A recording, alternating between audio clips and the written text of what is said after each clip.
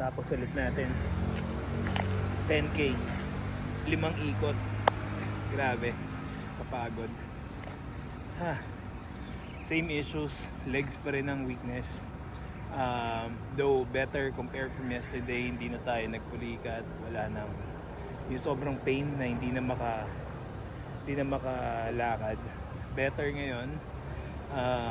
Siguro kung may mga suggestions kayo kung paano pa mapapalakas yung leg, please do comment.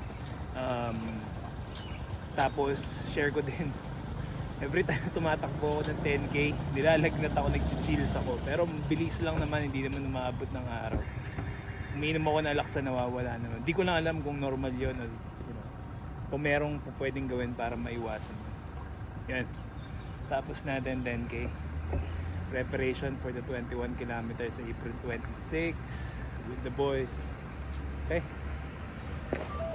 Alright. Cherry on top.